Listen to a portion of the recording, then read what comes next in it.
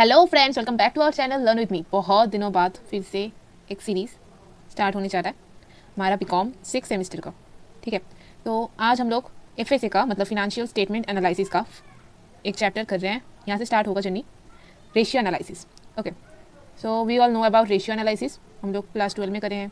और ये वीडियो सिर्फ बीकॉम के लिए नहीं है, क्योंकि क्लास 12 का बच्चा भी कर सकता है और बीबीए एमकॉम बेसिक तो सेम ही रहता है ना, इंट्रोडक्शन सेम रहता है। अब क्लास 12 में इजी सम रहता है थोड़ा बीकॉम के मुताबिक, फिर बीकॉम में थोड़ा हार्ड, एमकॉम में उससे हार्ड, ऐसे ऐसे सम का डिफरेंस दिखाई देगा। ठीक है, पहले पहले थोड़ा इजी होगा बेसिक के लिए, फिर उसके बाद बीकॉम, फिर उसके बाद एमकॉम लेवल का होगा। ओके, तो आज का रेशियो एनालिसिस इसका इंट्रोडक्शन क्लास होने जा रहा है। तो रेशियो एनालिसिस किसको बोलते हैं, व्हाट इज़ रेशियो एनालिसिस, हम लोग रेशियो एनालिसिस किस काम के लिए यूज़ करते हैं। So ratio analysis is a tool, it is a tool which is used for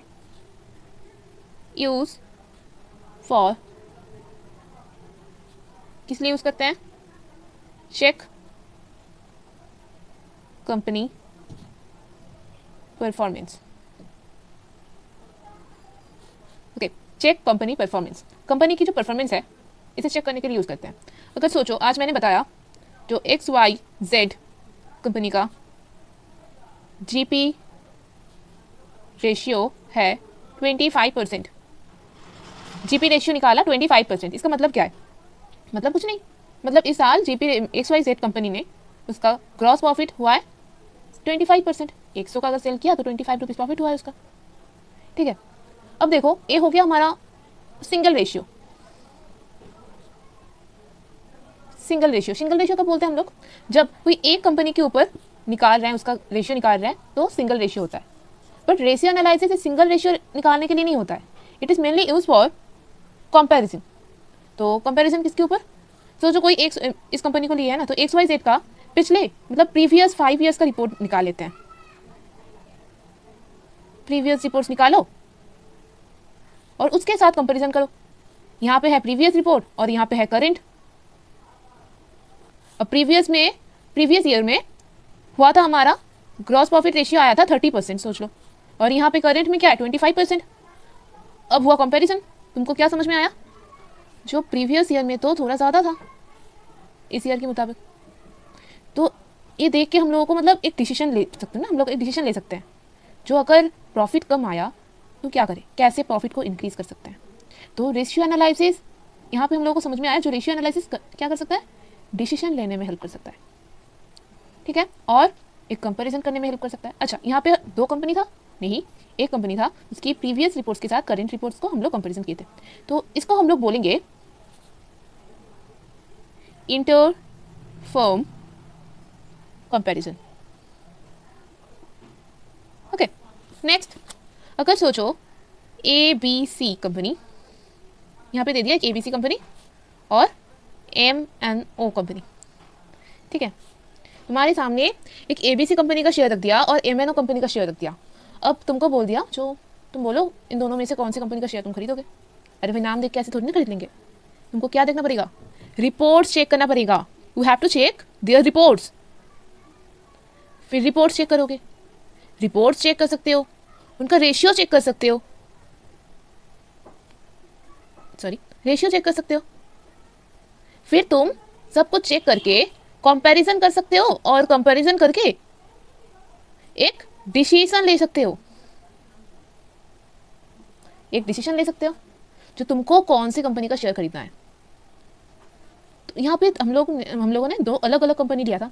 तो यहाँ पर जो कंपैरिजन हो रहा है, इस कंपैरिजन को हम लोग बोलते हैं, यहाँ पे इंटर था तो यहाँ पे क्या हो जाएगा, intra firm comparison.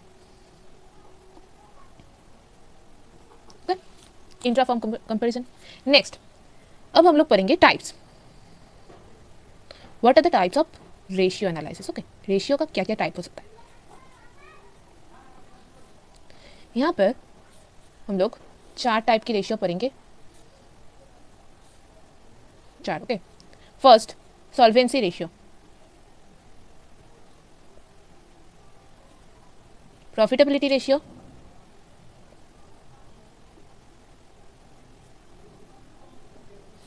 Next turnover ratio, और liquidity ratio,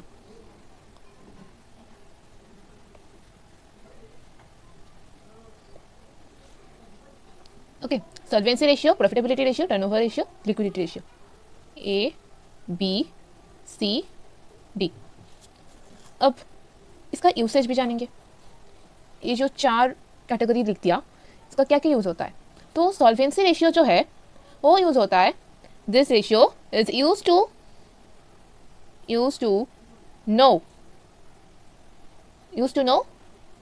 long term financial position.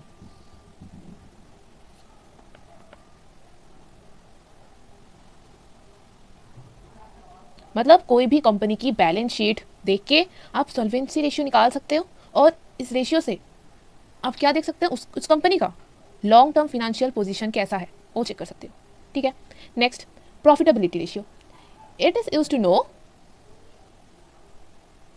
No that profit earning capacity, वो फर्म और कंपनी कितना प्रॉफिट अर्न कर सकता है, profit earning capacity.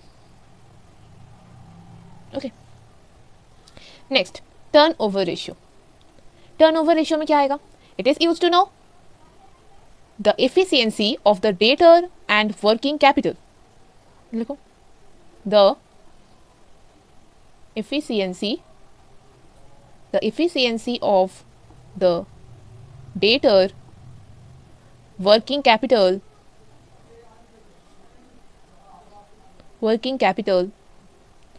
etc.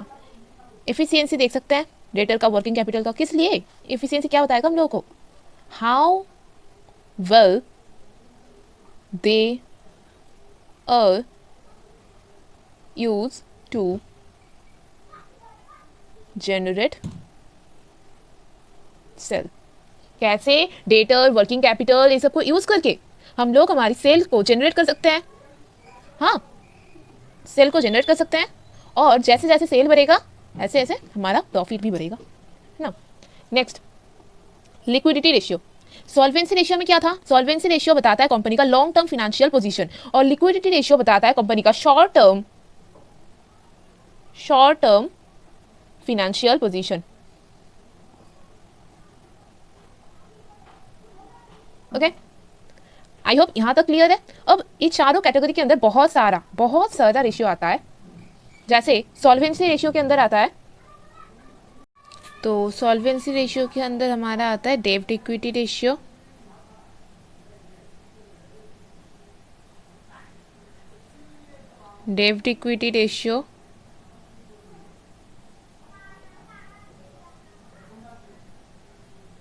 Equity ratio और भी बहुत है।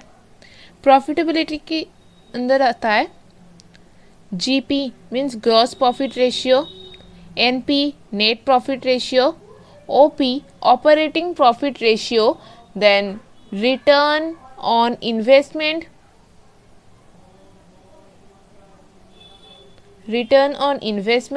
और return on equity etcetera. Turnover ratio में आता है debtors turnover ratio, then creditors turnover ratio, working capital turnover ratio भी बहुत है। हाँ, लिक्विडिटी रेशियो के अंदर आता है करेंट रेशियो, क्विक रेशियो, और क्विक रेशियो को ही हम लोग फिर से बोलते हैं लिक्विड रेशियो, और एसिड टेस्ट रेशियो। एक ही रेशियो का बहुत सारा नाम भी हो सकता है। हाँ, तो अलग अलग क्वेश्चन में अलग अलग नाम से बोलता है, आपको सब नाम याद रखना ज़रूरी है। एसिड टेस्ट रेशियो, ठीक है। और यहाँ पे और एक चीज़ है जो भी जानना ज़रूरी है, बेसिक क्लास से बताती हूँ। देखो, जो हमारा जो सब रेशियो होता है उसका ना एक स्टैंडर्ड होता है। जैसे हमारा जो करेंट रेशियो है, करेंट रेशियो का फॉर्मूला क्या है, CA डिवाइडेड बाई CL। मैं ना क्लास में भी ऐसे शॉर्ट फॉर्म यूज़ करूँगी, तो शॉर्ट फॉर्म याद रखना ज़रूरी है। जैसे CR means current ratio, CA means current asset divided by CL means current liability. तो स्टैंडर्ड क्या है करेंट रेशियो का 2:1। इससे ज़्यादा भी होना अच्छा नहीं है और इससे कम भी होना अच्छा नहीं है। नेक्स्ट क्लास में हम बताएंगे जो ज़्यादा होना अच्छा क्यों नहीं है, कम होना अच्छा क्यों नहीं है। जब सम करेंगे तब उसका रीज़न सब कुछ लिखा जाएगा। ठीक है, तो आज का क्लास इतना ही। आप वीडियो को पॉज करके पूरा नोट अपने जैसा बना लो, ठीक है, और बना के इसको एक बार रिवीजन करो। फिर नेक्स्ट वीडियो मतलब सम में जाते हैं और सम सॉल्व करते हैं। ठीक है।